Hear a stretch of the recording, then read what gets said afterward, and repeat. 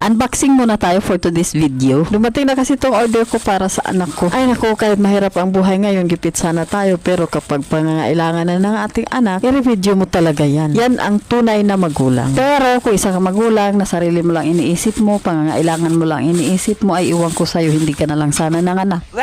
Dahil ang puso ng isang tunay na magulang ay hindi baling hindi niya mabilhan ang sarili niya. Mabilhan niya lang ang kanyang mga anak. Ang totoo, marami pa naman sana talagang nakatambak dito sa bahay na pwede niyang isuot. Pero alam niyo naman, ang mga bata ngayon kung ano ang uso, yun ang gusto. At kaya nga tayo nagsusumika para maibigay ang mga gusto nila. Kaya ito na, binilhan ko na. Pero sobrang na-amaze talaga ako nitong nabili ko. Kasi napakagaan. Kaya alam mo, kung naghanap ka ng sapatos para sa'yo o para sa anak mo, naku, ito nang piliin mo, hindi ka magsisi. Dahil kung maganda man to sa picture or sa video, naku, times 2 ang kagandahan nito sa personal. Hindi ko to i-promote sa inyo kung hindi totoo itong mga sinasabi ko. Siyempre, ayaw ko naman mapahiya sa inyo. Hanggat hindi mo talaga subukang mag-order nito, hindi mo malaman kung totoo ba sinabi ko. Ayan, kitang-kita mo naman, di ba, napakatibay nito. Kung naghahanap ka ng matibay, magaan, at parang original na sapatos sa murang halaga lamang, dahil ito ay mabili mo lamang sa 300 pesos. Mas maganda na rin itong mga mumurahin, pero maganda naman ang quality. Lalong-lalo na kung mabilis ka lang magsawa sa gamit. Okay na rin itong mga ganito para halimbawa magsawa ka na, pwede ka na namang bumili. Mura lang din naman, di ba? Kaya kung interesado ka nito, ilagay ko to sa yellow basket. Click